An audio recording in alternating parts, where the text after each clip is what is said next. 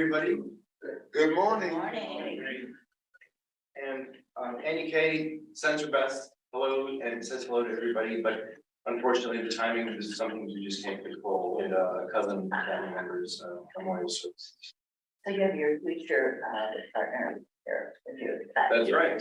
Yes, after Annie Kay leading the way for 2 wonderful years and teaching me well everything. Now, Ty Conway is going to be our co-chair, co-leader, whatever we call ourselves, next year. So welcome, Ty. We're really excited. Thank you. And so I guess we should just dive in as we do at the end of this year, like to just remind ourselves of the topics we covered, the discussions we had. And I hope it's food for thought for thank you.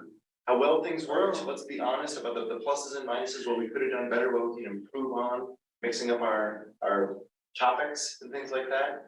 And then use that as, you know, some ideas. I'm ready to start thinking, because in 3 months we'll have to start all over again with new ideas, of course, but maybe continue some old things that we didn't. How many topics did we have this year that, gosh, we wish I had a few more hours on this topic.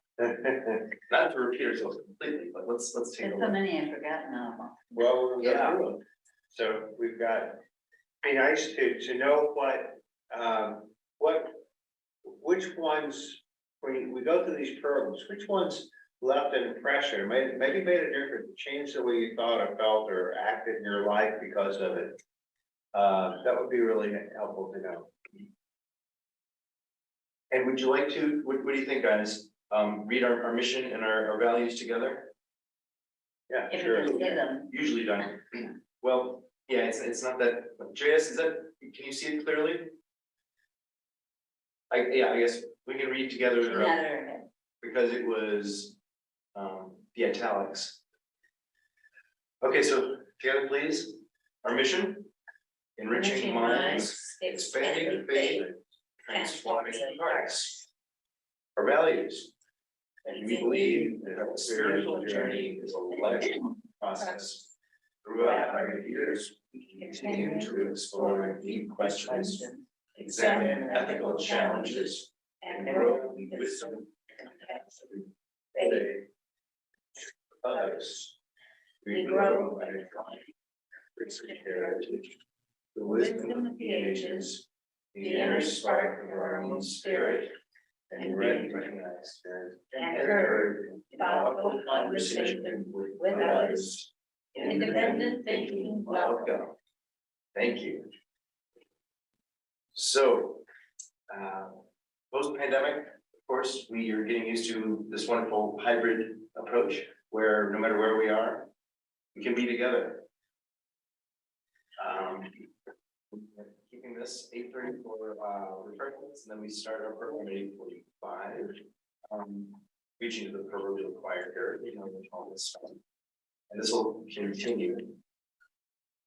And as we think about other ideas, there's also a lot of other programs besides just meeting here on Sunday morning. We always going to be room for other things when we have outside speakers and things on weeknights and we go live.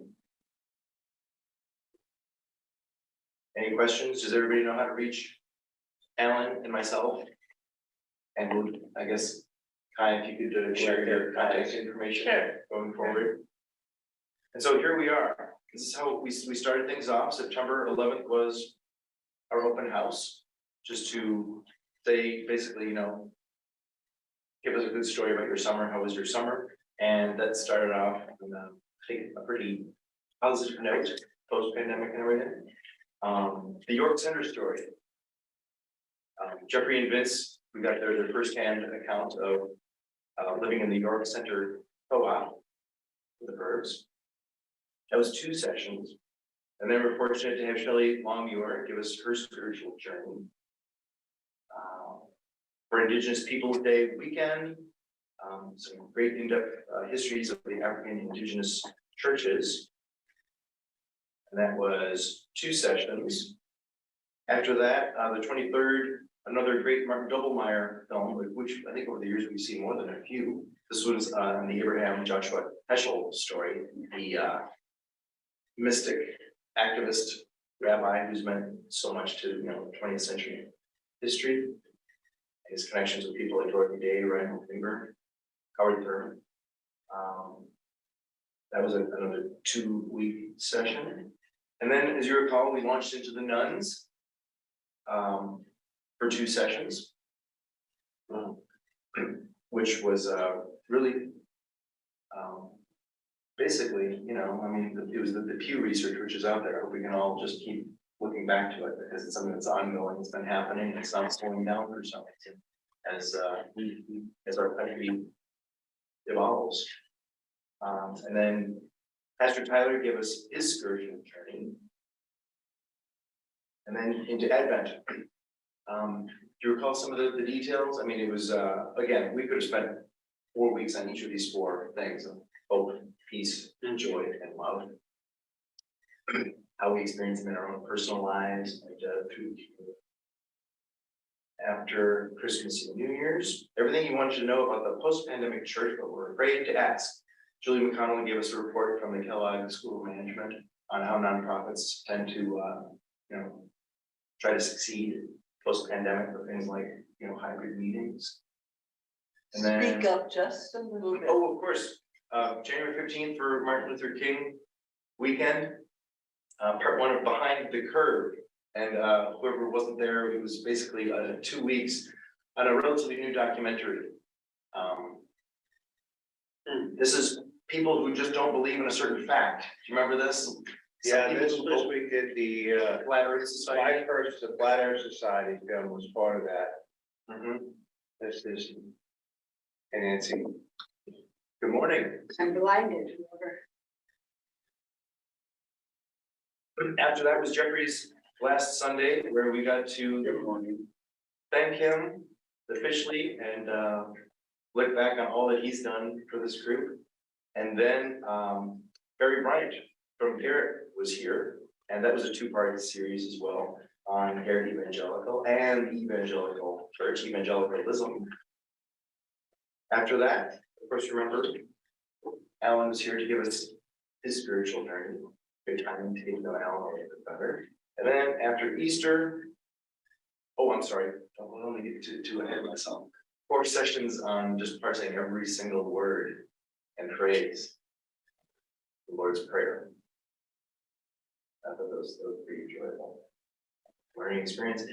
And then we finished up with our green team, which we had 4 sessions of green team environmental based climate change things. And now, after Leanne Pope gives an update from the newly created anti-racism ministry, we've called it "Why Is It So Hard for White Folks to Talk About Racism?" And I hope everybody here that was really helpful too, just for some community-based and inward thinking. So we've got all of today, all of this hour, to just please let us know what you thought about certain sessions, about the year in general, how it was enjoyable, what we learned, and what we might learn going forward for next year. We're gonna take some notes. Kai's gonna take notes for us and so we can sit down and work out the sessions and plan them during the summer. And maybe do something in the middle of the summer. Oh, yes. Thought about that. Just like last summer, we'll reach out to everybody at some point, just to hear what you think, if you've got ideas for topics or speakers that you might know that might be really helpful. Right, this will, it'll take some work this summer. Because goodness knows, we can't come up with everything. So we need all the help we can get. So thanks in advance. So, do you want me to scan back? Does anybody have any specific thoughts about any of these sessions that really were, particularly memorable, Eleanor? Well, it's mind-boggling how much the breadth of what you covered, tremendous amount of it. However, there are things that resonate that we've done year after year. However, since I joined the choir, I haven't been to as many sessions, I must say. But I think that personal religious experiences have always been popular. We had Tyler Yost this year, but I can remember we had is it Marshall Brown, who was the minister of Grace Church before. We've had so many over the years, but I think that's always very interesting. And if we have anybody new at church, and we never include the music department. And I think Victoria Marshall who is really a very, very outstanding, she's a brilliant conductor, you know, her parents are both music directors. But even her thoughts about church and religion, because she's a Canadian and she grew up in Saskatchewan, and I think she taught in Toronto, and she's working on a PhD now.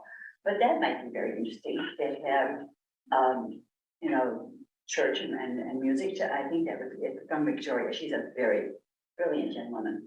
And also, I thought for our spirit, for our green team, I thought that young lady that we had, Scarlett, I can't remember her last name, but everybody in this entire room, and we had a really good audience. Scarlett Harper, yeah. Scarlett, you know, she is a very brilliant speaker, and people were absolutely mesmerized.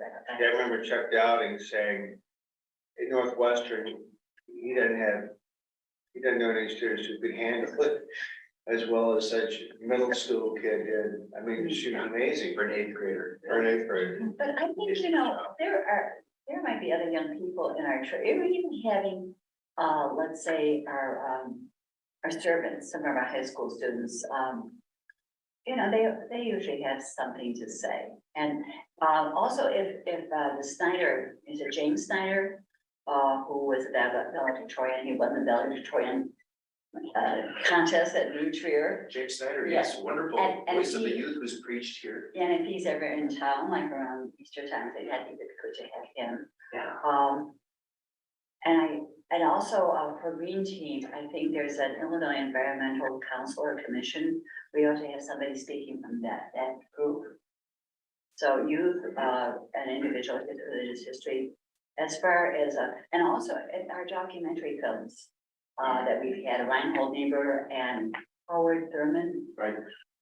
They're always, it's like reading a book, a précis of a long tome, you know. Sure, how many people know that, you know, Dr. King learned a lot from this man, who is kind of not really well known. Right. Ronald Niebuhr, No, Howard Thurman. Howard Thurman. Well, Niebuhr as well, I'm sure. Yeah, we. Yeah, Niebuhr was head of Elmhurst College for a time. He Really? had a brother, Richard, too, equally brilliant. They both came from families before World War II. And were master theologians. And Niebuhr had worked with the working class poor as a pastor. I'm not sure what city, maybe Chicago. But his theology came out of his experience. It's an interesting, we can pick up on Niebuhr, looking at Niebuhr and how he understood peace. He was a pacifist, he became a non-pacifist. In fact, his books after World War II highly influenced political figures in their thinking. Yeah, we should take a look, we'll review the documentary we did see, and if there's a lot more, which I bet there is, to have another series on deeper on Niebuhr's work. I think One of the covering of that. his thesis is called Ethical Individuals but Evil Society. Yeah, How to reconcile. modern man, I forget, I had a whole class in Niebuhr. Oh, okay. So I'm a little bit of no, I'm not because I forgot it all, but you made a big impression of even how you thought theologically was. I wish I had those papers, but I'm sure it's on the way now. So a good point, because once in a while, you know, our sprinkling our sessions with some documentaries, you know. It's fun, right? We're getting a lot in a short period of time, where maybe if it's long enough, we usually will watch the first half of the documentary. And then discuss, and then the next week watch the second half and discuss. I think that's it. There's a lot of good pieces, there. Martin Doblmeyer, I think might have made her movies we've seen a lot of. Right. Thanks. I have a thought which may fall like flat on its face, but what about our church service fills you with passion? You know, as you look at the church program, and we tend to do things in the same order every week, what parts of this service really resonate with you and why? And what parts of this service are close to resonating with you, and if it just got changed ever so slightly, it would be more of a wow for you. What do you take when you leave church on Sunday morning that stays with you for a while? That would be very helpful information, because as a staff, they're new and working together with each other, relatively new, and Jeffrey being the senior. I'm sure Jeffrey would like that feedback, because we've debated the row piece. Someone brought up recently the collection, whether we should be passing the plates or not. So I mean, it's, we think about, someone said there's too much music, could we change part of the music and do it in a different portion of the service? So I mean, there's always these discussions going on that pop up because people bring them to our attention, and there's, believe me, about as many people in the congregation's opinions as there are people in the congregation. This is the congregation for church. And there's no way we will make everyone happy. We will always make a decision that some will just not like, because there's no way to do that. The part I like about what you're saying is, what do you take away from the service I like that way. that you want to take out into the world? I think that is more important than a lot of things. Absolutely. Well, You know, they're that's- equally important. No, very. Okay, equally important. I was in Evanston yesterday at a goodbye party, friend. And they asked me where I was from, and I said Winnetka, and I immediately got some blowback. And so we found ourselves discussing the selfish Winnetka who just lives in their own bubble. And I said, oh, no. And I started talking about our church, and I thought, I always have this terrible dilemma, how to not turn them off, you know? And it sure got interesting fast. The guy I was sitting next to was for affordable housing. I said, well, that's what we do, and maybe you know Paul Allen. Oh, wow, you know Paul Allen. And now suddenly I was on friendly terms, and what I finally ended up with was our ministry, our leadership, and the universality perhaps of religions around the world, and what we can do to come together. I said, that's what the new church is representing. That's us. And they didn't say I changed the subject. And then I talked about Allen Mothershed and sharing that cup with your Black co-worker. Worked at your father's store. Oh, my God. And I would like to hear more about your life in the South, because it's an immediate connection to today and where we are. It's an immediate, wham. So And nobody talks like that. on what the world's view, the community's view of Winnetka, Illinois. I Oh, mean, well, just that's another. Just how people from Evanston and Winnetka might not understand each other, let alone the northern United States. So and it's the whole southern North United States. Shore that has this image. I Mhm. grew up on the west side of Chicago, but father built homes in Highland Park. So I had a little bit of the bouquet. And it was interesting to hear how they acted and reacted. Good point, that reminds me, out of, since George Floyd and everything and starting our anti-racism ministry here, it was easy to meet some people from 5 other churches, from Evanston to Wilmette, Kenilworth, and Winnetka, that wanted to just have these 6 churches get together once a month and talk, called the Racial Justice Working Group. We would get together and share ideas. Of course, we had a lot in common, but we learned a lot from each other too. So maybe just maybe friends from an Evanston church could come and, Yeah, that would be That's a interesting. program right there, at least one. One thing I'm picking up here is building, just the question, is it possible to have economic diversity on the North Shore? Oh, People living here. who don't have the means that, I mean, with $1.5 million mean or average, I forget which, cost of housing in The Winnetka. taxes are what will blow them Right, away. yeah, so is it, but it raises the question, and what is lost if we don't have that? And what is gained, what's gained and what's lost? So that would be a really interesting, we broaden it just from racism to a little bit of everything. Yes. Could I? Yes, Lois, and Tom, you had your hand up too after Lois. For what? I was raised in a Swedish Lutheran church, Concordia. I mean, we had Swedish services in public way, the organ for. How far that has come with the current pastor who about 25 years ago came, and wow. And that's why that church with about 200 members has built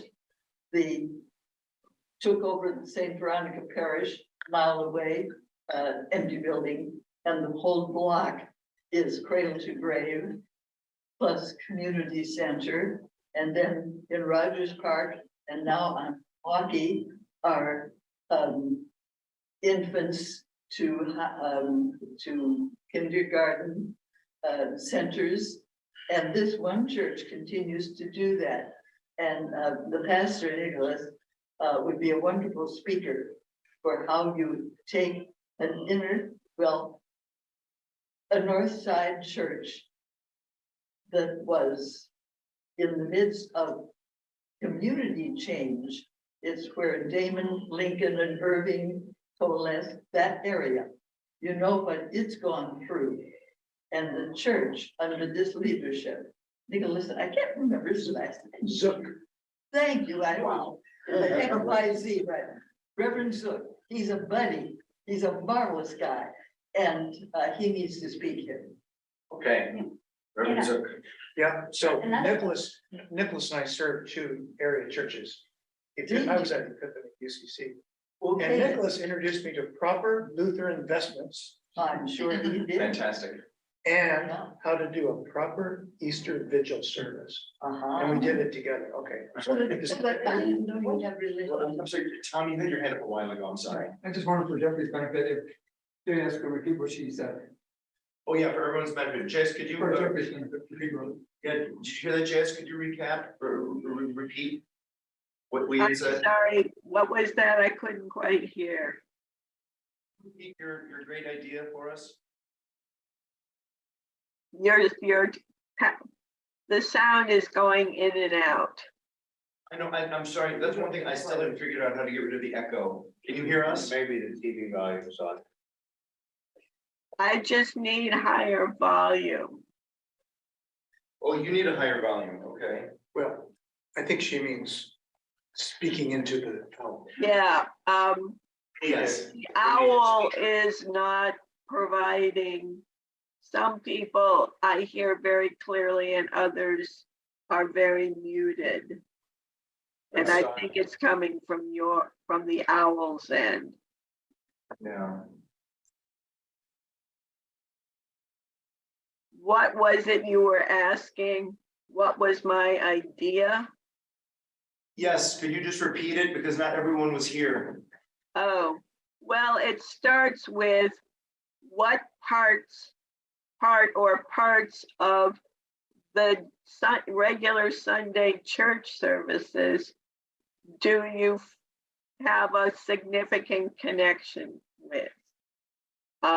What really resonates with you on Sunday morning? And then joined with that is what part or parts of this service stay with you when you leave and you carry with you throughout the week. And if you don't have anything much to say about any of that, what could we tinker with so that you would leave church on Sunday with a kind of wow sense from having had that experience? I would like to speak to that. Please. Liz Sturman. Thank you, Jeffrey, for relating and speaking clearly so we hear every word. And it's, I wouldn't say conversational, but you're speaking where we are. And that is a gift. And we've got it.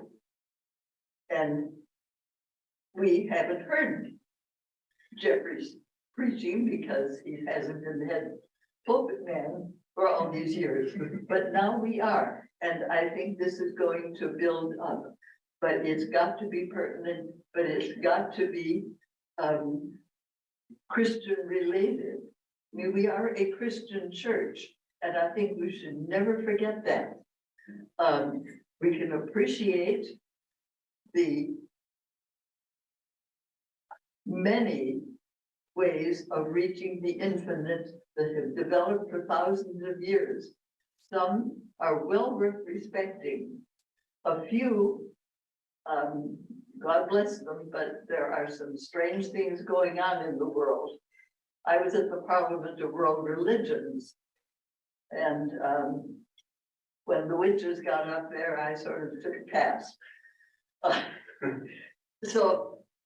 But to reach out, and especially to those who say the whole thing is hooey, I'll just do what I want, and by the way, my gun will take care of it. I think we've got to have a really sincere evaluation of the problem of violence. I see Jeffrey Well, listening to you. and I know Eleanor wants to, get it, because before I forget, several of us are attending the Parliament this year.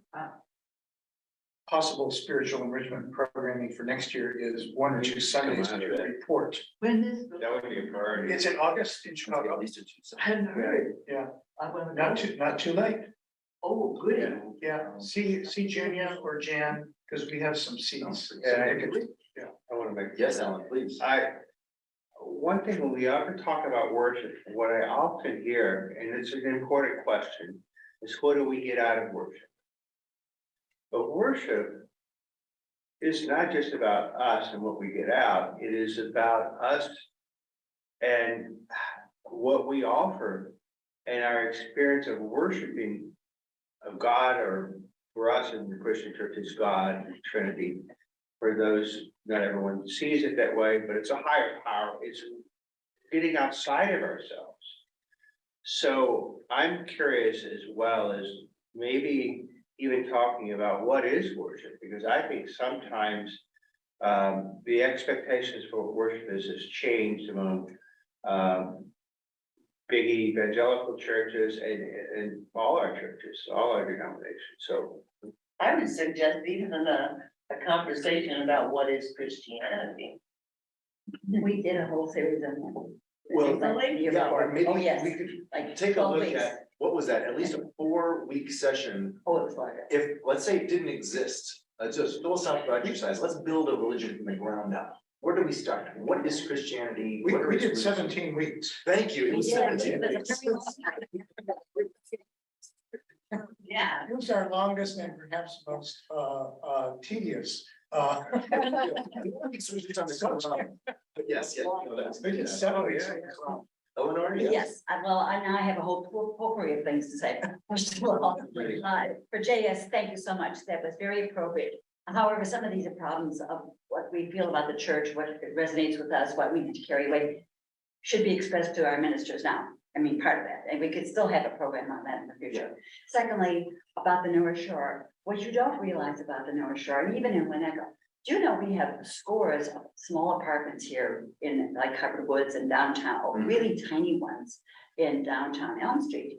And there are some very elderly people and very people who don't have hardly anything. That's, you know, food pantry here for the New Trier serves like 200 people every year at least. And also from the North Shore Senior Center, they have an enormous outreach on the North Shore, and they speak 44 languages. They have people in 44 languages, and they provide a lot of financial assistance. There's a lot of people who are barely eking out a living. In Northfield, there are probably hundreds of very tiny apartments in there.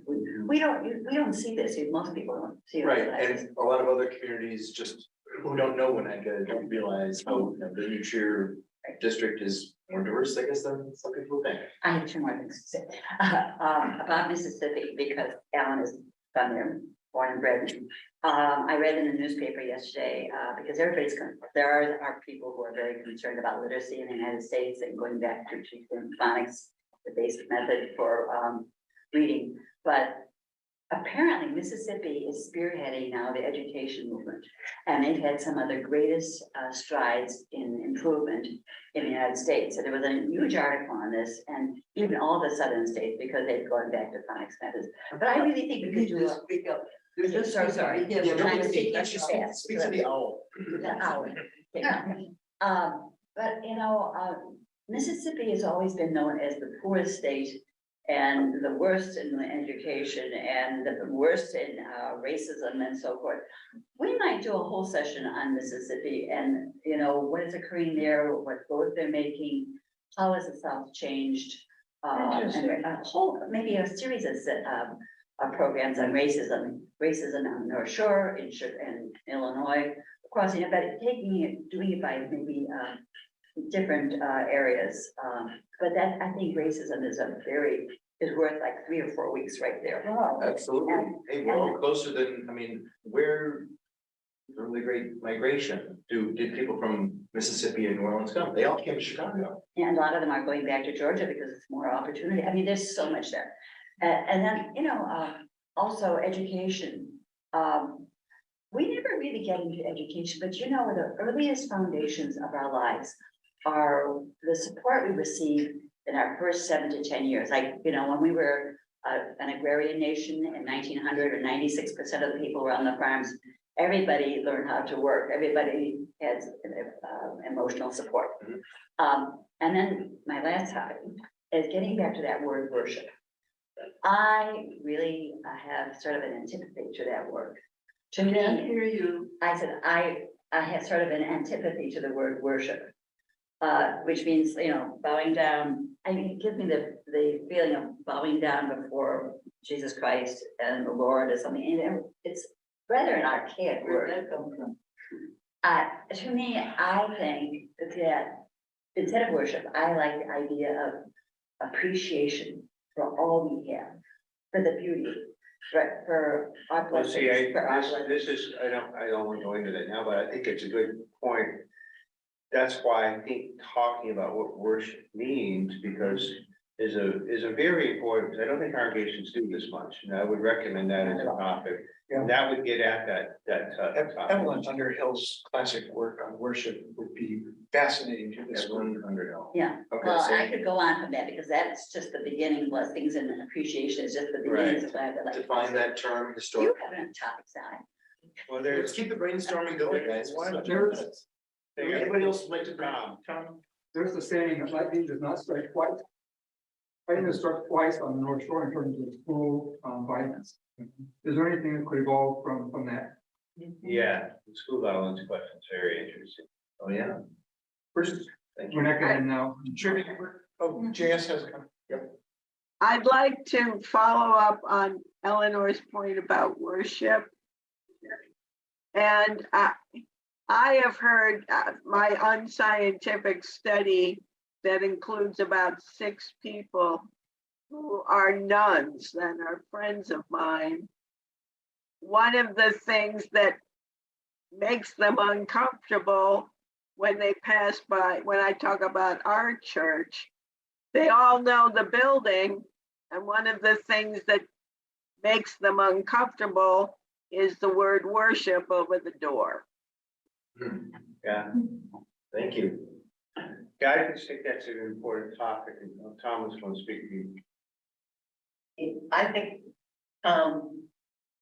made an important suggestion But about if we truly want to be involved in the community and have outreach for the community, I think the gun violence that has happened needs to be talked about, addressed, figure out what it is the community is doing, how we can contribute to that. Right. I think that's. Good point. We could revisit that. That comes up once in a while since we had the great guys from Chicago Cred 2-3 years ago. Mhm. Since then, a lot has happened. We're not immune from anything. Highland Park. That's another one that I would like to revisit is Leanne Pope's thread Yeah. and getting more information from her about that. Right. All right. I think Lois also touched on something. Lois, is that right? Yes. Lois Eve. Right. Lois Eve. Anderson. That when I participated with the Convergence Saturday, the discussion, with the Convergence meeting, the planning The meeting. future lab. I wasn't at that, so. Well, I felt like we were moving to the fact that the church is going to have to change if we're going to survive. And that's kind of what I heard you saying, is those successful churches changed with the needs of the community as they, That's March. exactly what happened in Concordia, which is thriving because it is Exactly. outreach. And not every church can actually go around planting buildings and programs as Concordia did. But it's a remarkable thing what Zook has accomplished and people following him. Yes, for those who weren't part of that Futures Lab session, we should spread the word because, there's a lot of people who get together. What's our problem? What's the issue? Okay, we'll have a meeting. And then we just get past it and think we've done anything about it. But no, Right. the things that were talked about need a second step. And so let's keep that conversation going if we can. I think many of you know I'm into St. Francis spirituality. And I've mentioned here before that if I can work out the details, I would like to take a group over, not this summer, but next summer in July or August. To experience meditation and reflection on St. Francis spirituality as a core piece of that. Maybe some comparison of some Buddhism. But what I like about St. Francis is that his life, he spoke in a time when worship was, everything was for the larger church. His approach to spirituality transformed his age and has continued to be a transformative power. So I think it's really interesting if we could look at that topic, and I'd be glad to do something on it. Spirituality of St. Francis and how it's a challenge for our understanding of worship. And all those pieces. So that's one idea I've come up with. And there's one other I mentioned that I'd like to see a class on Jesus meets the Buddha meets Jesus. I'm not sure which way to phrase that. And because there's a lot of people wondering about Buddhism and how it fits with Christianity. They're not the same at all, but they do have some significant overlaps, including with St. Francis, I might add. Really? Buddha and St. Francis have a lot of similarities. That could be a different dive and something that only comes up as a side topic in some of our other conversations. How many times have we quoted Thich Nhat Hanh? Yeah. The monk who has written at least one book Right. called The Living Christ, Living Buddha. That's right. Yeah.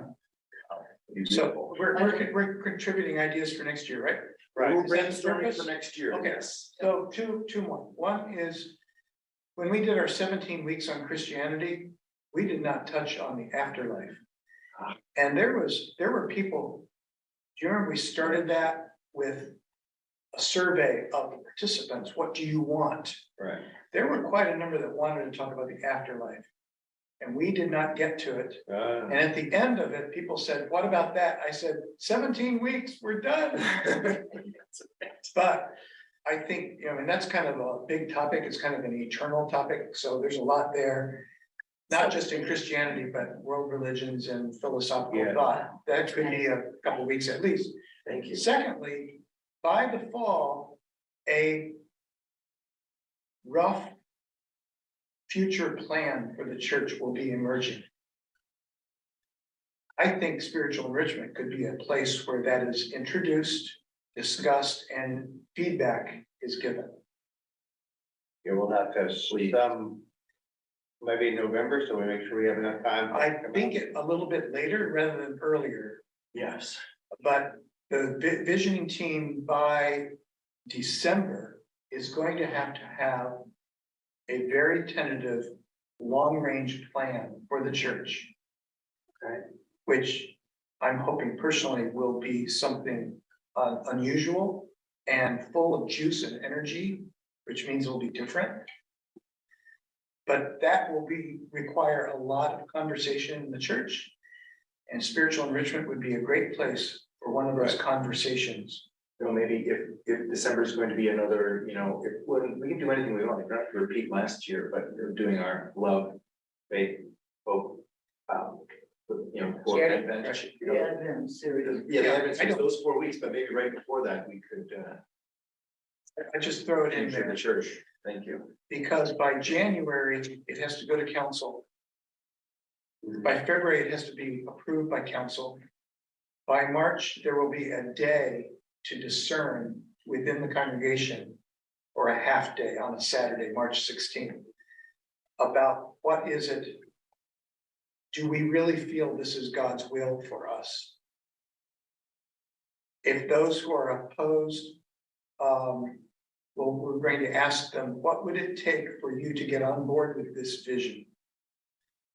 For those of you in the middle, what are your questions?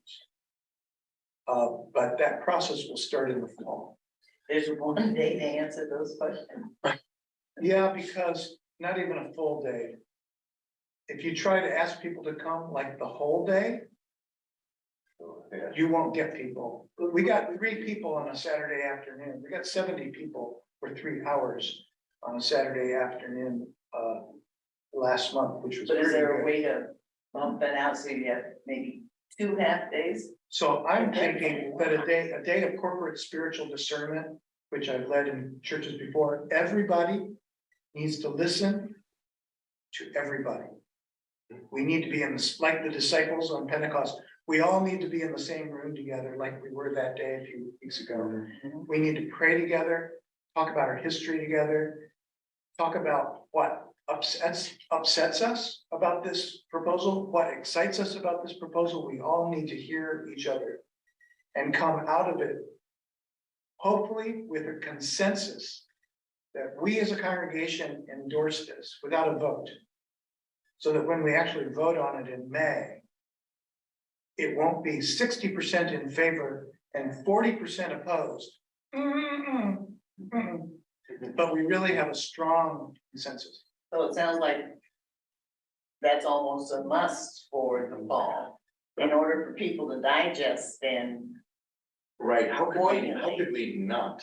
When Yeah. something historic is happening here, we can't let it just fly over our heads. Yeah, Well, it's intellectually as well as spiritually stimulating. I think a good hour or two, one or 2 weeks. Right, and I think the question, Good night. That's where I was going with my, what about the service excites you and leaves you with a feeling of wow, and that it contains things that you take with you in your week. It was all related to what Jeffrey was just discussing. How do we make this place exciting for others to stand up and take notice of? right, I would like to speak to that because Yes. we haven't talked about music except one negative comment.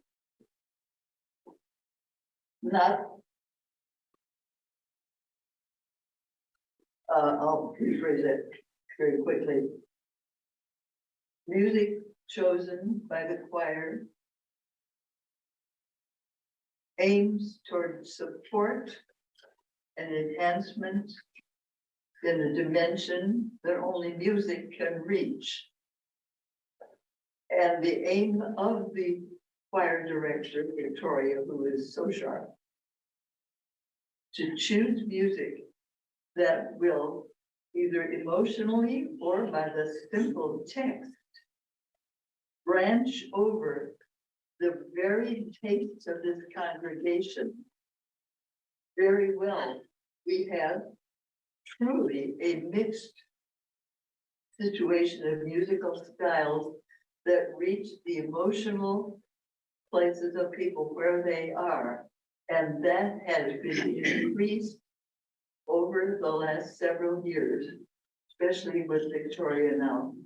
The text, the style, the approach, and the excellence of the quartet who chorus this small group we have. We remember when there were 25 or 30 in the choir, we sang with them.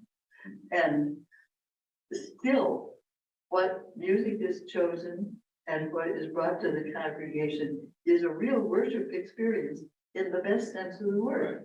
Yes. I would like to see like an overarching logo, contemporary logo for each Sunday.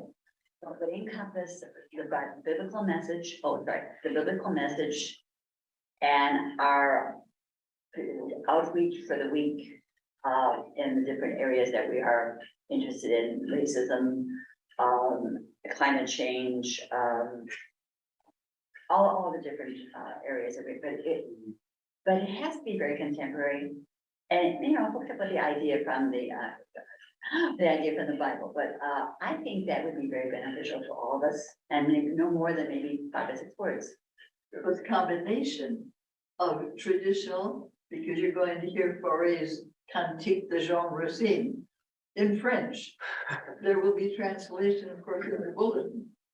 But 20, 25 years ago, when our French Betzel also was coaching us, then I sang it then with them. And as she said in choir practice, this is Fauré's equivalent of Handel's Hallelujah Chorus. It's that kind of music. And it elevates your spirit. You don't have to know Well, French. I think that's, The music. Nancy's had a question, we'll make sure we get to her. Okay.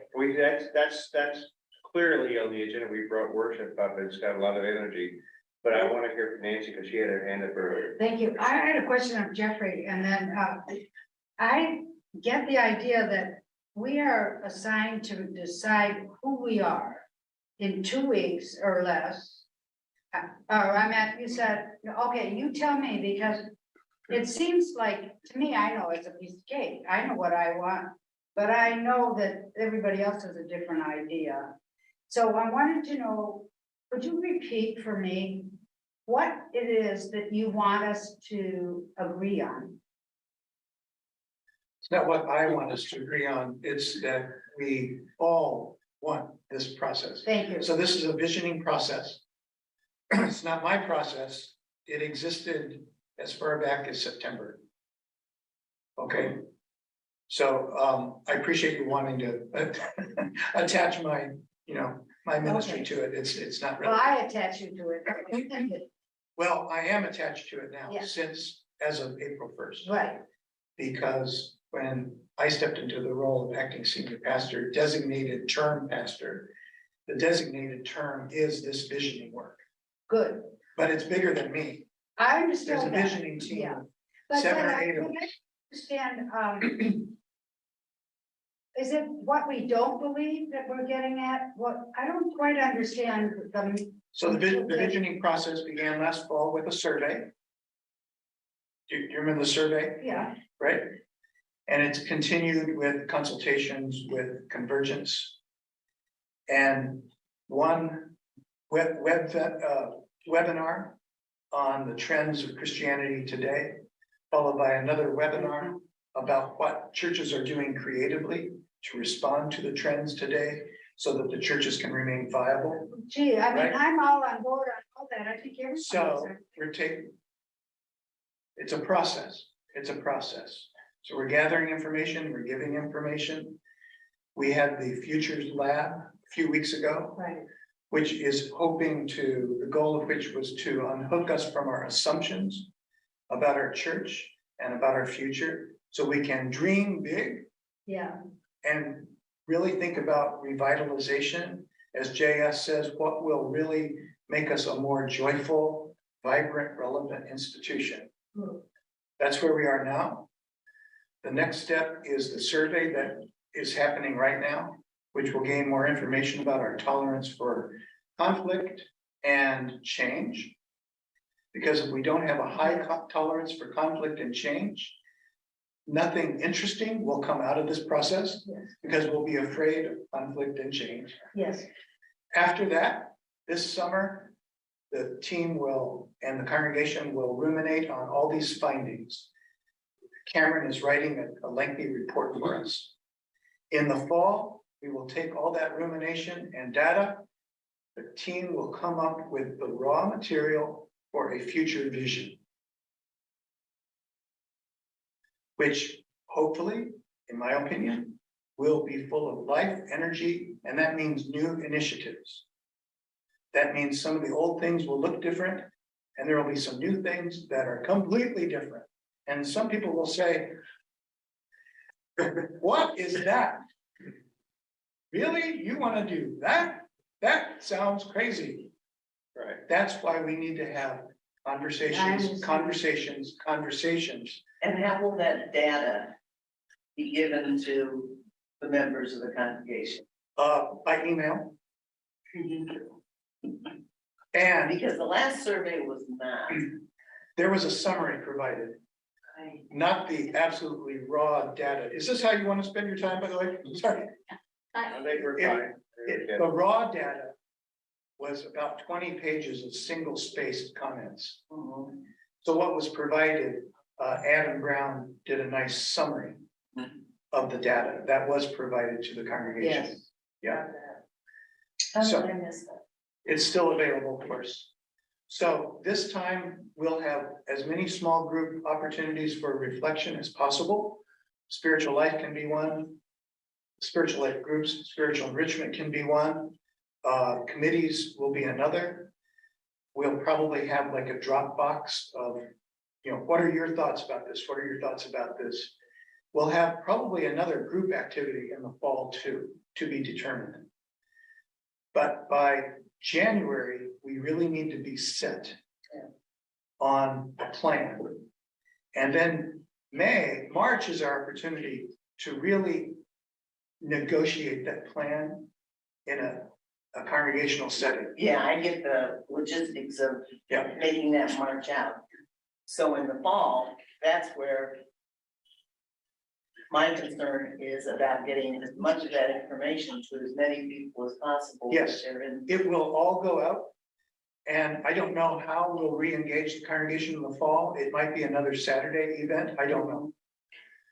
But the day of discernment, where we really address people's objections and enthusiasms, Yeah, will be March 16th. So what we need is permission for some of our projects so that some sort of underground movement in the WCC won't bubble up and say, I protest.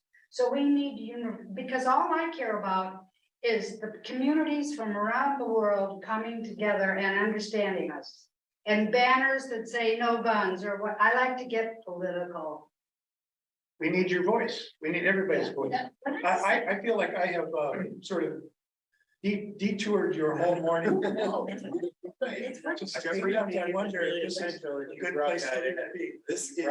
Brought in because it was. This is what's going to be hot anyway. It's what's going into conversations, but the more we can have an open conversation. Because one of the concerns that I think this church has had sometimes is, that is it really open, is everyone's input values, everyone's input able to be given, and it's just being decided by a few people. Yeah, And this process is really cutting against that. good. So I think that's what most. And if any of you haven't filled out the survey, please do. Yeah. There are paper copies today available. I like paper. Paper copies available in the narthex on a little table on the south side there. And it was a 10 or 15 minute online survey monkey. So is the printed plan going to be in people's hands in December or No. no? A raw plan will be out by the fall at some point. Oh. and that comes from This- Cameron. It's raw. What- Hear me. It's a proposal. It's a draft. Right, no, I To be get that. edited. Have lots of conversations with a final conversation in March. And then a final actual vote in May. But hopefully everybody will participate in this, continue participating in this process. And the raw plan comes from Cameron or does it come from the Team. team? Team, Actually, okay. Cameron can't write our plan for us. Only we can write our plan. Right. Facilitator extraordinaire, but she's, yeah. not But doing this is a replication in miniature of what Jesus was accomplishing with his followers 2,000 years ago. Wow. There was, because they were, no, wait a minute, they were working in a contemporary situation and changing people's minds. on a variety of topics. Oh, And this is a replication of that. Reading a Only lot way of we- people's minds, I can tell you, Annie Kay and I last year, and with Jeffrey starting to think about ideas for this season. One of them, I think you came up with this phrase. Jesus, the world's first improvisational expert. I mean, before there was improv comedy at Second City. Jesus and our church, if we learn anything from him, we're pivoting, we're evolving, we're improvising. The world is changing, and if we don't, But they were addressing a number of topics like the assimilation of attention to everybody, the lame, the poor, and also the domination of the Jewish, prelates, and changing the Jewish synagogue. We're doing a lot of that, right? And it's very exciting. There was big conflict too in the church then. Between accepting Gentiles, huge conflict, changed the whole scripture and how we looked at it. Yeah. There's one other topic I want to bring up, because I want to run it past you, if we have, I'm not sure how important this is. But I'm thinking of I have a thesis I did on new images of masculinity. Now, in some ways, it's really outdated now, because the way we see sexuality, the spirit discussions are broadened considerably. But there is a sense in which you will hear from conservative voices that the idea of what a man is supposed to be is, macho, in charge, in control, leader, not weak. And the whole idea of violence is related to this, because some of it goes back to the cowboy image, the lone independent man. And I wrote a thesis really against that approach and looking to Jesus for that. I'd be glad to present on that sometime. thank you. Have a backlash because of the women's movement, a backlash occurring also.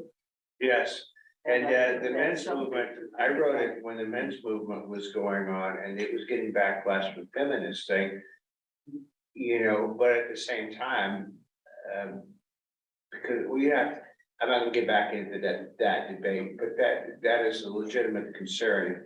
And even how we do male, female, we're thinking more broadly than male, female now.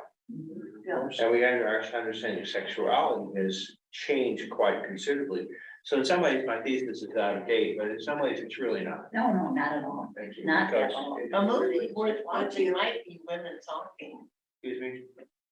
A movie worth watching might be women talking. Yeah, I heard that. That's reading, yeah. I got it marked to watch. It was Academy, Research Award. Yeah. I know a woman architect. She's also an architect. I haven't. Yeah. Very strong. Impression.